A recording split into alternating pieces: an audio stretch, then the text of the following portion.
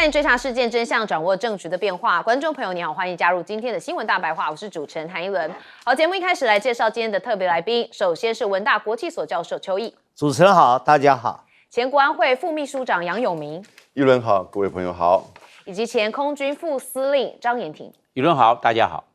好，大家很关心说，现在中国大陆跟美国之间的角力战，好，似乎川普2.0已经被摸到了一些脉络吗？好，川普最在意什么？一轮也感觉出来，他最在意的就是一个字。钱，好，钱在哪里呢？当然就在股市里嘛。好，所以现在《华尔街日报》也说，习近平压住美国，无法承受美中长期贸易冲突哦，所以中方坚持立场，相信不断升级的贸易战将会重创市场，而且可能会崩溃，所以迫使川普在本月底就会进行川习会的谈判。也就是说呢，他们赌川普难忍股市大跌，所以一定会有一个方式来进行谈判，也就是找到了美方的弱点。好，我们看到美国的财政部长贝森特说，我们的这个谈判是因为我们正在做对美国经济有利的事情。好，所以到底月底会不会谈判呢？真的大家都很期待哦，看看两方之间又会擦出什么火花。好，不过要看到了，贝森特最近也呛瞎李成钢哦，说之前展开的4轮正式贸易谈判，其实双方都有尊重的态度，但是他说李成钢非常不尊重人，因为他不请自来的到华府，说美国如果针对停靠美国港口的中国船舶征收港口费，李成钢就讲说会造成全球的混乱。好，那当然，中国驻美大使谢峰也是有开呛，他是呼吁了美国要停止极限施压他说关税战、贸易战打不得，也不会有赢家，中方不愿打，但绝对不会坐视自身权益遭到损害，所以国际经贸规则跟多边的贸易体制这样子下来就会受到破坏。好，我们就讲到月底的川习有可能会见面但现在还是看得扑朔迷离。但是呢，我们要先看到川普在这个 APEC 上面的行程前后是怎么做的。好，美国财长现在不知道是不是变成外交部长，他曝露川普亚洲行的计划是要先访问日本，再前往南韩参加的是 APEC 领袖峰会。那他现在也预期川普还是会跟习近平见面。好，那川普现在也宣布说美中陷入了贸易战。好，那财长就是贝森特提说要延长休兵来换稀土的管制。好，我们先来听听看川普对贸易战这件事情怎么说。If you can't come to an agreement or a deal at that meeting, are we in for a sustained trade war with China? Well, you're in one now. Look, we have 100% tariff. If we didn't have tariffs, we would be exposed as being a nothing. And they've allowed us to be $37 trillion in debt, et cetera, et cetera. Tariffs are a very important tool for our defense, for our national security. If we don't have tariffs, we're not going to have national security. 好，所以关税战对于川普来说相当重要。他说，如果我们没有了关税，就会暴露出什么都不是也算是讲了大白话。好，所以贝森特也说，我们是否可能以延长关税休战的期限作为交换？他说有可能，但所有的这些都将在未来几周之内进行谈判。好，看来美国还是从从容容胜券在握，但是恐怕中国大陆其实还有更多的招数。好，看到了中国大陆是控制了稀土出口管制作为战略反制的手段。好，首次建立具有长臂管辖效力的全球稀土管控体系，要反击美国的晶片封锁。好，正式把美中的科技战变成是一个双向对打。好，所以大家也在关注说，美中两国到底谁比较有筹码呢？好，那再看到的是美国企业到了中国大陆，也就是库克，苹果公司 CEO 库克在北京会见了中国工信部的部长李乐成，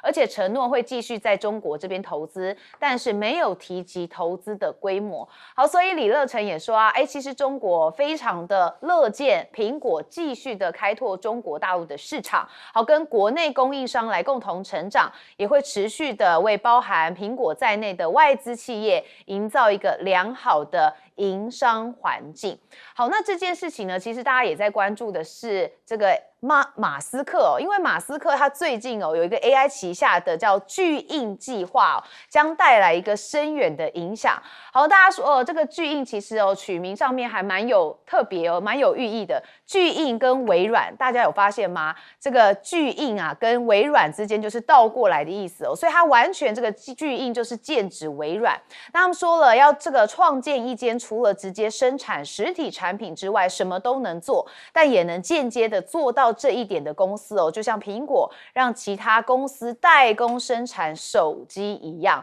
好，所以呢，这个马斯克在对于中国大陆这边的市场或是代工部分其实也有一些布局跟盘算。好，但问题是美国企业他们现在在美中两大的角力之下其实也蛮为难的好，你看夹在贸易战之间美企平衡术真的非常难拿捏。很担心表现太轻中可能会激怒白宫如果跟美国太接近的话，这中国市场恐怕也会失去所以路透社就说这个美国企业担心，如果表现得太过于亲中亲华，就会激怒到白宫，但是也在努力避免在北京的面前显得不真诚，因为他们已经承诺要立足中国，服务中国。好，当然嘛，这个川普自己是商人，应该最清楚但是换个位置换了脑袋，他现在是美国的总统所以他现在想的跟过去他当商人又是不一样的。好，我们看到了现在这个《华尔街日报》说，其实习近平笃定的就是川普难忍股市大跌所以是不是真的算找到了川普的弱点呢？我们先问邱毅教授。我们先从中美两个谈判团队来看，川普过去有非常丰富的谈判的经验，但是毕竟他主要是娱乐事业跟房地产的谈判经验，跟这一种世界两强之间的大国博弈仍然有所差别。所以在整个谈判团队的角色扮演里面，我认为出了一些问题。刚才一轮特别有提到一件事，贝森特在呛中国大陆的谈判的李成钢，说他太凶了，太冲了。贝森特完全不了解中国的谈判团队里面三个人的角色扮演嘛。李成钢是商务部的副部长，李成钢在德国就是学国际谈判的，所以李成钢扮演的就是黑脸的角色，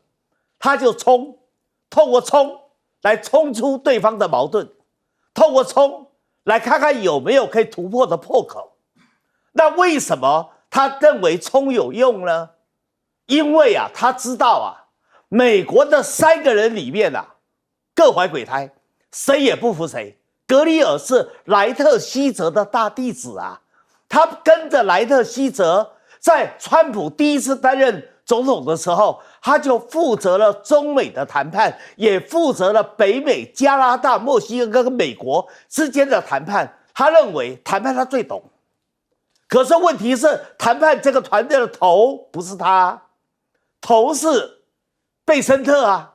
可是贝森特跟卢特尼克之间又有矛盾，两个都在争宠。所以大家大概知道这几天有一个消息出来，不是说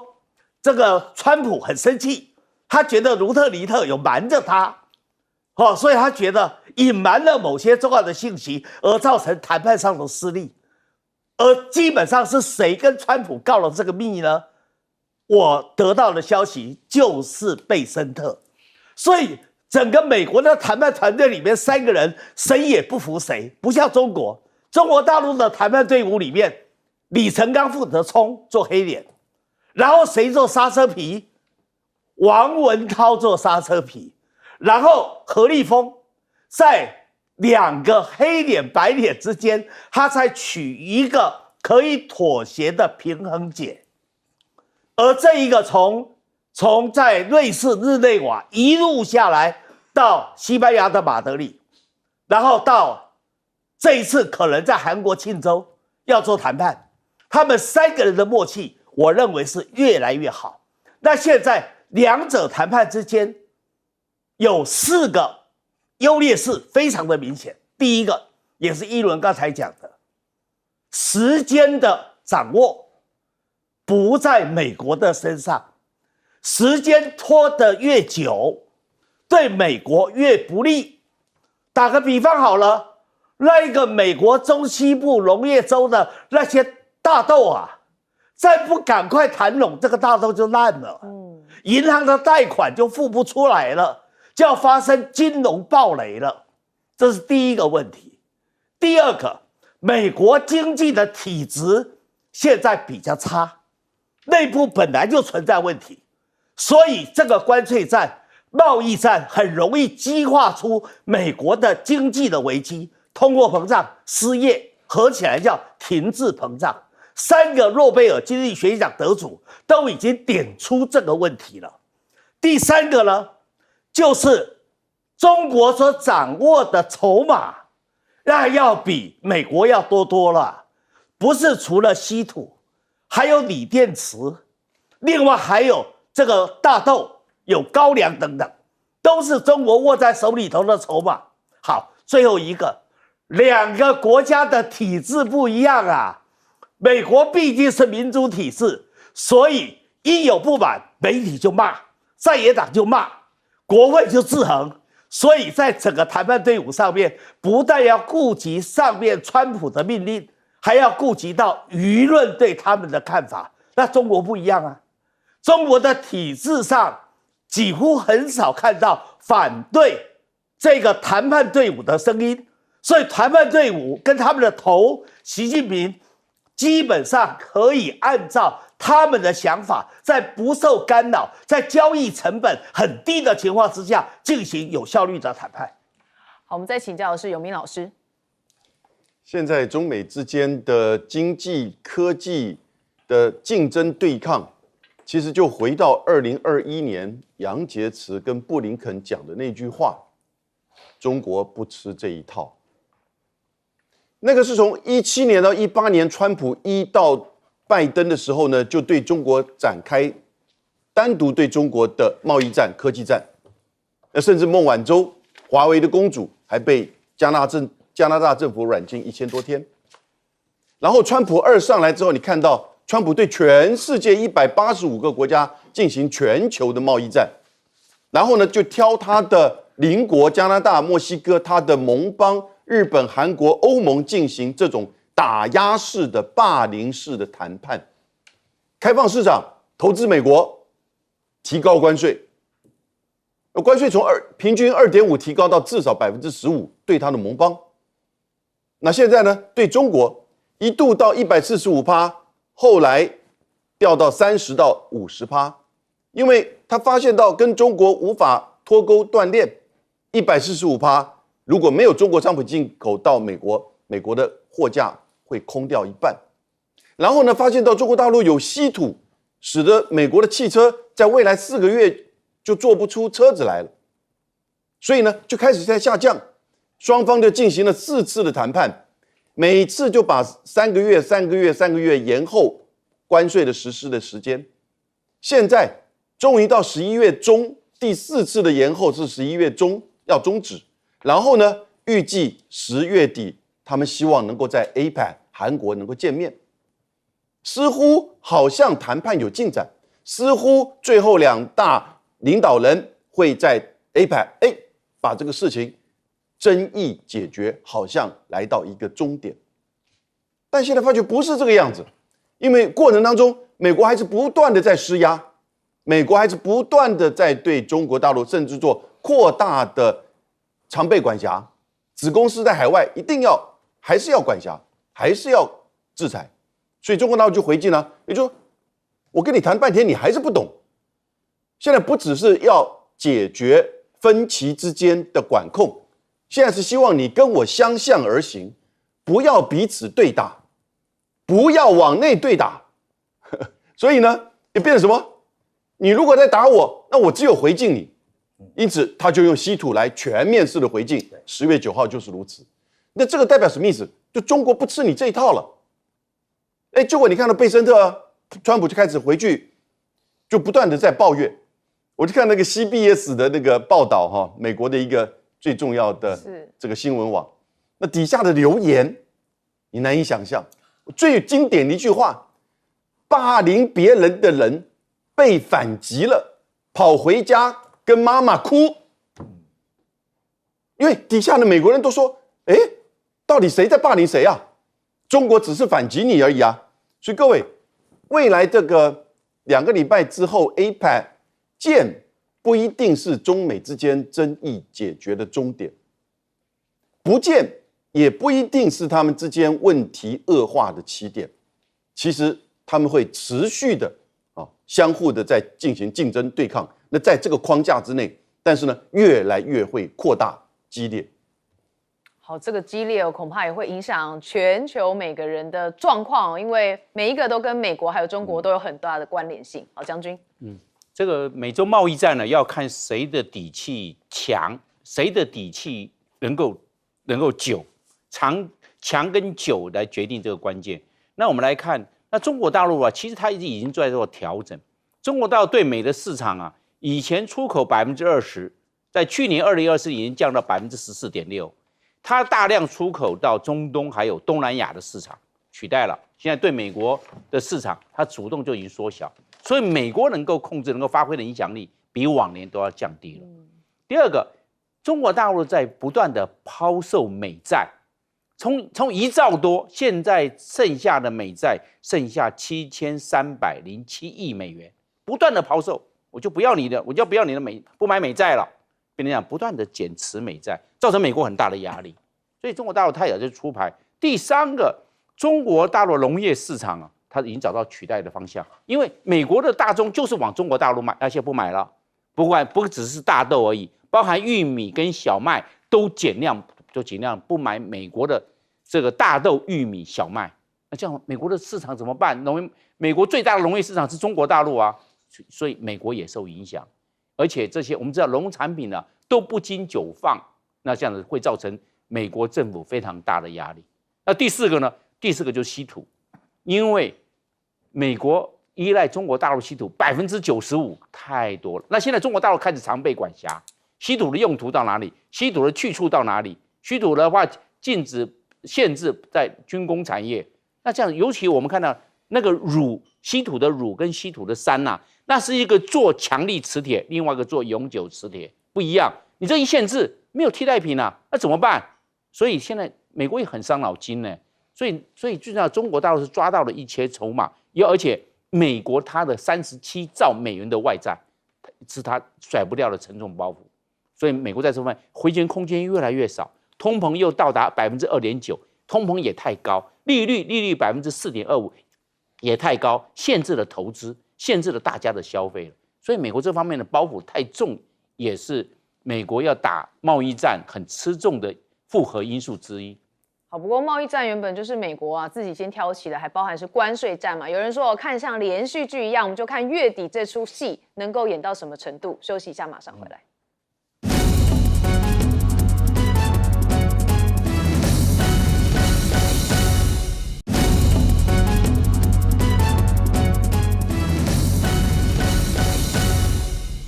欢迎回到节目现场，我们持续带大家来关注美中的贸易，大家很关心，也看看他们的后续情况会到怎么样。但是是不是有些讯号呢？其实网络上的乡民大家都是柯南哦。现在最近发现说，央视这边突然播出了《美国队长》。好，这是央视6台的电影频道，那俗称叫做6公主啦。好，排片经常隐含着政治含义哦。那昨天晚上突然就发现，他在排片的这个部分是美国队长。然后在美国队长播放之前那在这个下午时段就先播了这个《消失的爱》啊，《北京爱情故事》、7把枪，还有《冰雪大围捕》。好，一轮去查了一下那这几部片都是这个中国大陆自己的国片，都是他们自己的电影。好，那唯独就是在这个晚间的时候播出了《美国队长》，所以网友就像侦探一样在看这个美中是不是谈成了什么呢？竟然可以播到《美国队长》。然后有人说当晚也播了这个7把枪跟冰雪大围捕，所以其实寓意是7把枪大围捕美国队长好，那川普现在也对于这个美中之间他认为说已经陷入了一场贸易战。那印度总理莫迪说已经承诺停止购买俄罗斯的石油。好，这是川普自己讲的哦，后续还要看印度这边的回应。但是呢，川普现在希望以北京来治北京，有一个策略，也就是他们的产业政策有大转向。我们先看财政部长贝森特说，川普政府严拟要收紧对战略产业的控制，透过增加在关键企业的持股，要反制中国大陆的出口限制跟经济政策。那并透露说，目前已经锁定的是7个战略产业，尤其侧重在国防。好，为什么呢？因为中国大陆会用一些产品或是一些方式来进行限制跟反击，所以《纽约时报》认为这就是川普借着仿效北京来反制北京，也就是象征美国已经进入到一个新产业的政策时代。所以它政策大转向，也就是希望能够增加持股到7个产业。那过去是崇尚自由市场跟开放投资的美国，那现在一个新的产业时代政策跟过去的状况就是完全不一样了。好，那川普现在呢也是大刀一挥，要砍自家人，就是裁员。看到美国联邦政府关门第3周他大刀挥上至少是要裁员1万个人说希望在可行的范围之内大砍官僚的机构。白宫管理预算的局长是这样说的，但是联邦地区的法官伊尔斯顿呢就引用了川普跟白宫行政管理沃特的一连串声明他说认为表明了裁员的明确政治动机，例如说川普表示说要针对的就是民主党的机构，那确实嘛，就完全就是政治动机凌驾一切的部分嘛。那联邦地区的法官他就讲说在一个法治国家你是不能这样做的，我们这边有法律，但你提到的事情都不在法律的范围之内，也算是在呛川普啦。好，但川普根本就没在怕嘛。我们看到另外一个也没在怕，就是赫格塞斯，他寄出了五角大厦采访新规是规定禁止记者在没有陪同的情况之下进入五角大厦的大部分区域，但只要他们向国防部人员询问，然后任何未经他批准公开的资讯，无论是否属机密，都不可以来报道。好，那就说了，他不然就可以撤销任何记者的采访权。好，一轮做过记者是不能这样子你完全把第4权这视之于无物嘛多家媒体都纷纷拒签这个文件，那这个文件要求各家媒体遵守或确认已经理解的这个五角大厦新规定。好，所以我们看到这个不爽被采访限制，大批的国防记者交了证件就撤离五角大厦，也有打包的情况，也就是走人的情况也就曝光了。好，那这赫格塞斯也不知道是不是说错话因为他的座机窗户出现了裂痕，还紧急降落这个英国的机场。后来他说一切安好，感谢上帝，任务继续进行但是还是要想想自己做了什么好，中国大陆航空业呢也希望美国撤销禁飞俄国领空的命令因为中国大陆外交部发言人说美方对于中国大陆的航空公司的运营其实有施加限制，不利两国人员的来往，也损害自身的利益，所以提出了大量的反对。好，中方支持中国大陆企业维护自身合法的权益，但是现在这件事情其实呢，分析上面来看，有可能会波及到波音他们自己，因为中国大陆的市场对于飞机制造商，尤其是波音来说是有战略意义的，它出口额占总出口额的25%，所以波音公司也估计2044年全球要需要的这个新飞机有43600架。其中21%都是要满足中国的需求，所以你禁飞了俄国的领空，这个对于中国大陆不能飞，他就不会买你波音嘛，所以恐怕也会对波音造成影响。好，多伦多机场也罕见出现意外像是波音737 MAX 的客机停泊，结果连撞了2个客机所以大家就说哇，这么情况可怕的部分，大家对于波音还是会有一些疑虑，所以现在还是波音占全球市场最多吗？也可能会有欧洲的空中巴士 A320现在说弯道超车波音了，737 MAX 已经被挤下宝座，可能会成为这个全球累积交付量最高、最畅销的民航客机。所以波音当然很紧张，尤其这个美国最大的航空公司的这个飞机公司好，我们看到了美国队长突然可以播了，在央视6台，很多人说是不是讯号代表是美中谈判有望了呢？我们先问委员。我觉得央视6台所播的这3部电影啊，非常的有趣。美国队长当然是漫威的重要的作品，凸显出来美国的伟大。但是你别忘了，前面还有7把枪。另外还有冰雪大围捕，而你知道这一次在月底跟下个月初，在韩国的庆州，韩国是比较冷的，冰天雪地，所以基本上冰雪大围捕7把枪，这代表什么意思呢？代表中国做好了谈判的准备，即使面对美国队长，仍然可以达到 Lucky 7的效果。所以呢，我认为这个安排可能有它的独具匠心的地方。好，但是川普还是他老招。川普的老招是什么？他每在重要的谈判前，他就会放假消息，他就会吹牛。打个比方，因为他对印度采取了强制的报复的关税措施，所以美印之间的关系发生了裂痕。印度的莫迪也是老狐狸，叫中国靠拢。而这时候，川普就放了一个消息，他说印度的总理莫迪已经同意不再买俄罗斯的石油了，可能吗？印度买俄罗斯的石油，然后做倒爷，去卖给欧洲的国家，你知道帮印度赚了多少钱吗？印度舍得吗？他舍得不买俄罗斯的石油吗？所以川普这个话摆明的就是在吹牛，就是讲大话，虚张声势。这就是川普谈判前最喜欢搞的，叫纸老虎策略。然后他明明是为了解决美国内部的经济问题，可是他对外都说，哎呀，因为中国的经济遇到了困难很糟糕我美国要去帮助中国所以我不见得会课他100%的报复性关税我可能会跟习近平之间达成美好的协议。这就是川普一贯的谈判的手法。但是这一套谈判的手法，现在中国的谈判队伍其实已经非常了解了。好，再者，我们来看看，川普其实今天落入了一个中美博弈的困境。你也不能完全怪川普，因为川普在他第1任做美国总统2017年，他就已经料到可能与中国难免一战，所以当时就提出来要发展美国的战略产业，还挑了7个，而这7个里面，我举出其中的4个，你听听看，你就会有所感。第一个，他提到的是稀土的技术；第2个提到的是半导体的产业；第3个提到的是医药的核心原料产业。那还有一个，我这老了还有一个是什么？突然忘掉了还有一个是新能源，尤其着重于锂电池。他提出了4个，大家认为这4个战略产业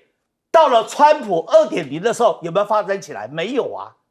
以至于中国手里头掌握着很好的谈判筹码，使得这个谈判的过程里面，美国就处于下风。再加上美国本身的经济出了大问题，联邦政府关门，然后要大裁员，然后川普已经准备大裁员1万多人。那你想想看，美国失业率正在严重川普刚刚因为不满意劳动统计局所公布的那个资料，把统计局的局长给 fire 掉但是问题是，你掩饰不了真相美国的失业问题严重了，通货膨胀的问题也严重了，现在已经出现了停滞性通货膨胀的一个征兆了。对，这个对美国来说真的是蛮大危机的。游明老师，现在中美之间其实已经进入到一个经济冷战，也就是彼此之间其实要去克服到对方对你的挑战，然后呢，去尽可能的占优势，甚至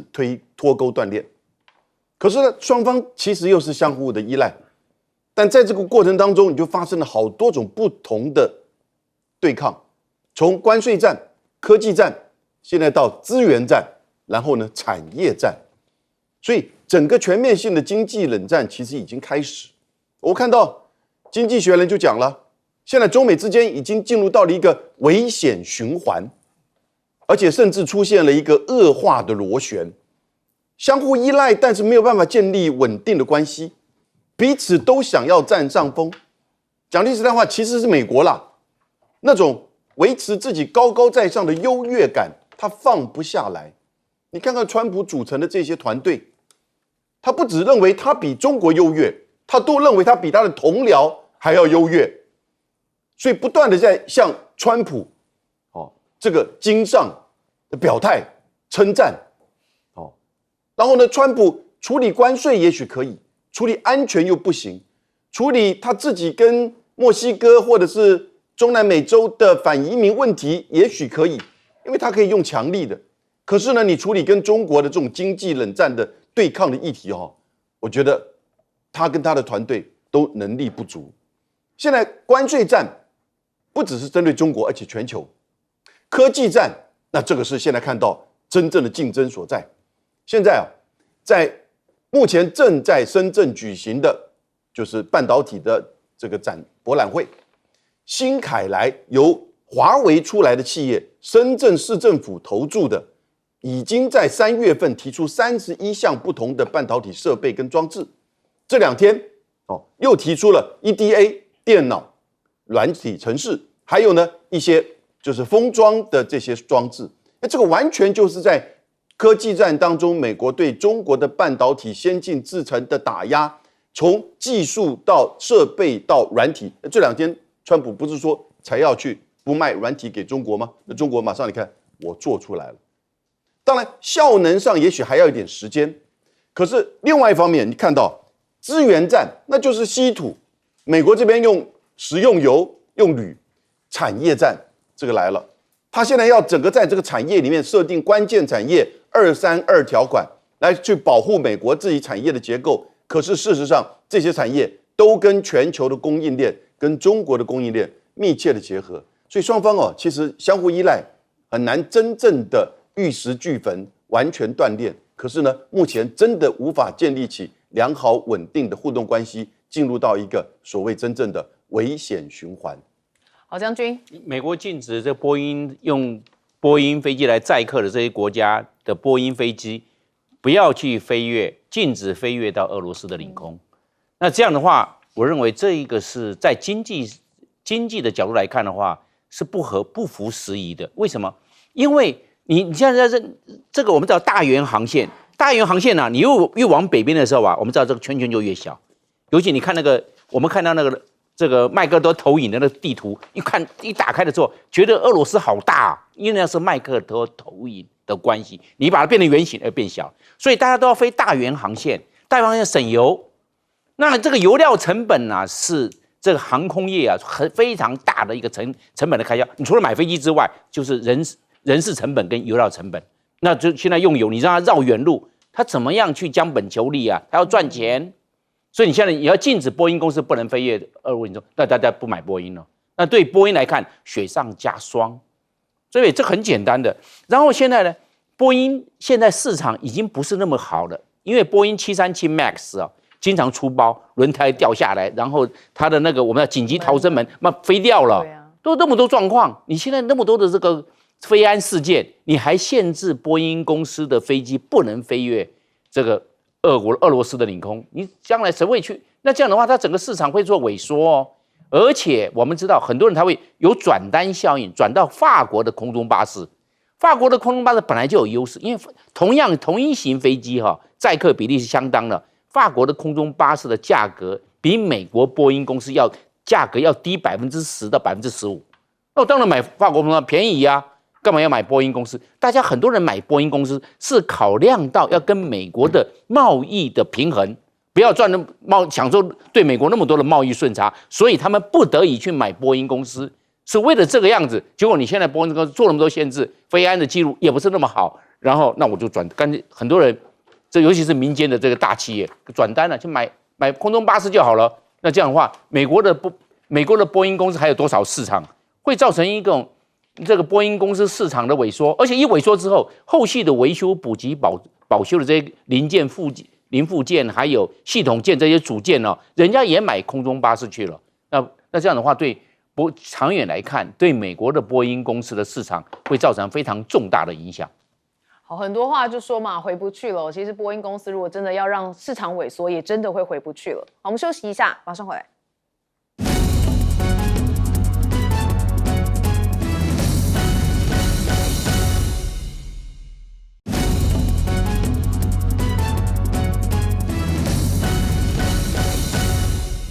好，欢迎回到节目现场。我们看到川普自己美国都管不好，他现在对于委内瑞拉也在施压当中，甚至直指的恐怕就是他们的总统。好，看到了美军有3架这个 B-52的轰炸机呼叫兔子飞往了美国的外海大秀肌肉。好，那有先2架的同温层堡垒的战略轰炸机15号在加勒比海的上空活动，他们先是在委内瑞拉的北方盘旋，然后随后转向了南部朝首都的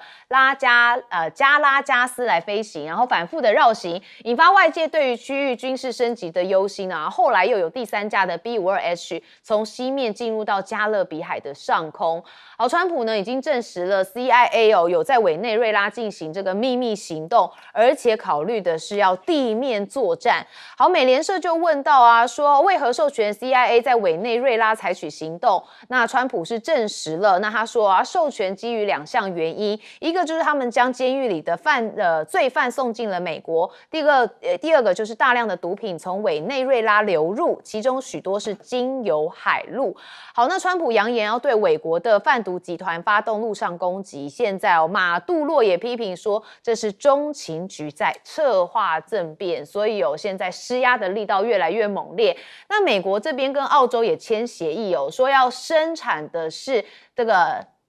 导引多管火箭跟精确打击飞弹，好，最快在今年底就会在澳洲这边生产一些弹药。那华尔街日报说，这个报道中国的飞弹能力已经快速提升，五角大厦全力的强化关岛基地，那用意就在要吓阻对台动武跟因应台海的冲突。那美军这里呢也确实发现说中国是潜在太平洋冲突的对手，所以也在推基地要有微型核反应炉说足以可以供应1个小镇的用电。那陆军官员就说，因为可能会跟中国在太平洋地区爆发战争，或是在北极地区出现冲突，所以他们为此在做好准备。那韩华集团则是有5家的美国子公司，因为才遭中国大陆制裁。美媒报道引述了韩华一名代表说，韩华有意向菲律宾正在出售一款反舰弹道飞弹。好，美国专家就说，其实韩华的这项提议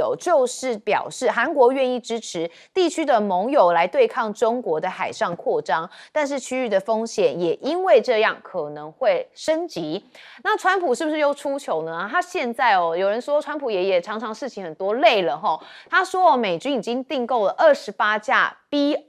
就网络上大家就说不是 B-2幽灵轰炸机啦，是 B-21吧这个 B-2跟 B-21虽然差了1个数字，但是不赶快因为 B-2是已经准备退役的。好，那解放军则是登陆驳船这个航行的画面也首度的曝光我们带大家来看一下其实这个呢是解放军登陆驳船水桥航行的画面你可以看到这个蛮厉害的，很像一头庞大的巨兽在平静水域当中缓慢的航行。那船只的2端可以伸缩桥体，呈现一个收起的状态。英国媒体形容说，这是航向第3次世界大战的一个感觉也就代表这武器相当厉害。好，那当然央视也说中国大陆的这个原子弹爆炸成功，10月16号这一天是61周年中国当时的第1颗原子弹爆炸成功，当时28岁的女飞行员张莲芳2度冲向了这个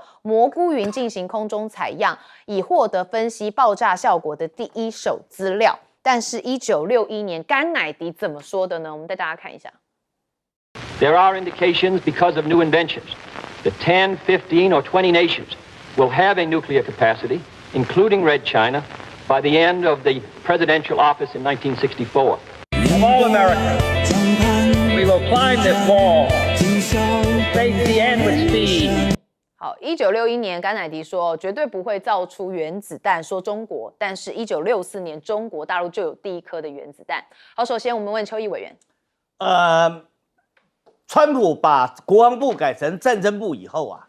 可能的第一场的战火，就是发生在加勒比海，而且剑指委内瑞拉。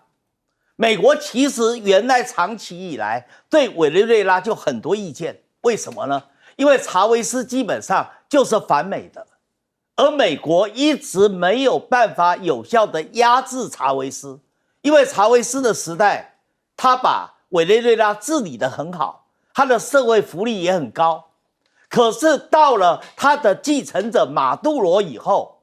马杜罗现在如果谈到了川普，那一定是咬牙切齿，因为这不是川普第一次搞他，这是川普第二次搞他。第一次是2019年，那时候川普第一次在白宫担任总统，他就搞了一个瓜伊多出来，所以那时候的委内瑞拉出现了2个总统的政变，好不容易解决了。好，那现在川普2进宫以后又有意见了，他又说，你这个马杜罗把这个毒贩送到了美国境内，第二个把毒品也放到美国境内。他用这个做理由，但是没有提出任何有效的、积极的证据，也没有经过联合国的同意，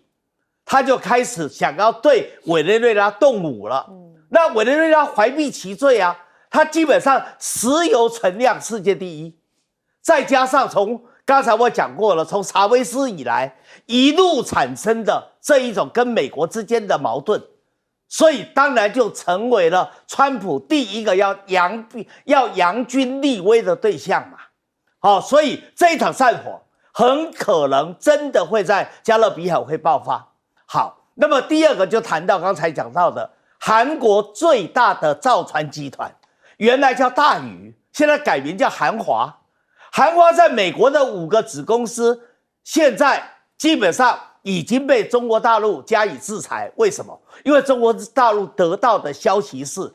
港口费美国川普不是加征港口费吗？用这个来对付中国大陆吗？结果呢，得到的消息是这个点子，这个馊点子，这个坏点子谁出的？就是韩华集团。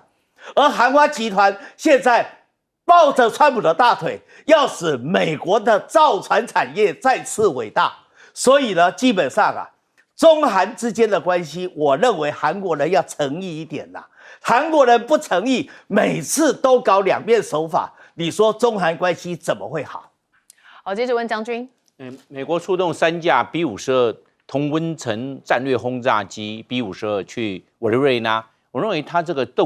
采取军事行动的可能性低，原则上是示威，他示威就用 B-52，因为示威的这种价值是属于一般来讲还不动武。我们可以看得出来，今年的6月22号，美国对伊朗实施的午夜重锤计划，派了7架的 B-2幽灵轰炸机去轰炸伊朗的核设施。为什么派 B？ 为什么不派 B-52？B-52的载弹量比 B-2还大，为什么不用？因为 B-52已经，它虽然同温层的，但是它的逆中还有它的最大的飞行速度太慢了，很容易被地对空飞弹击落，所以它只有示威的价值。真正在战场上，它的风险已经慢慢随着防空武器的推陈出新，它的这种威胁变多了。那这样子的话，所以 B-52能够派到这个通过加勒比海到委内瑞拉去，我认为大概就示威。真正要动武的时候，如果美国派了 B-2，那就不一样了，这可能真的要动武哦。那派 B-52，我认为委内瑞拉看一看就好，加强地面的准备。派什么飞机？是看什么飞机有它的一个意义。那至于美国现在做这个，它的现在 B-2总共多少架呢？它一共只剩下19架，因为摔掉1架，它本来做20架。那现在要做的是要做28架的美国要做 B-20架的 B-21，那 B-21非常的贵，不通膨不算进去，每一架要7亿美元。你如果往后面做的话，你通膨还会再增加，追加预算那就不一样了。所以这个 B-21来看的话，这个美国对美国来讲也是个沉重的包袱。那它这个数量兵有限，以前做50-60架，现在比尔只做28架。目前的计划是那么多了，我认为它有做一个限制。好，接着问尤明老师，你看美国凭什么去打委内瑞拉？你就是因为不喜欢他，还是他就跟你唱反调？你凭什么去打委内瑞拉？你在他的外海集结这么大的军队，甚至连战略轰炸机都出现，然后人家小船出来，你就把它给炸掉，用 F-35，这种霸凌式的，那怎么办呢？这个时候，朝鲜、北韩的金正恩就觉得好家在我有核子武器，然后呢，伊朗就觉得我核子设施被打了，所以这个时候啊，大国除了要去面对美国的霸凌之外，要怎么样自保？你就看到在中国大陆的93阅兵，他就展现他的核武核主能力。现在全世界有9个核武国家，美国有5000颗核子弹头，俄罗斯有5500颗，排名第3是中国，美国说有600颗，到了2030有1000颗。那在93的时候呢，它有那个东风61、东风5C，这是从地面发射，它有巨量3型从核子动力潜舰发射，它有惊雷1号从轰6这个整个战略轰炸机发射，所以这种核武核主已经形成一个态势。这是个什么逻辑？核武大国彼此不会发生战争，你看看俄乌战争就很清楚啦。所以大家在这边讲，台海如果发生战争，美军会来援跟解放军开战，保卫台湾。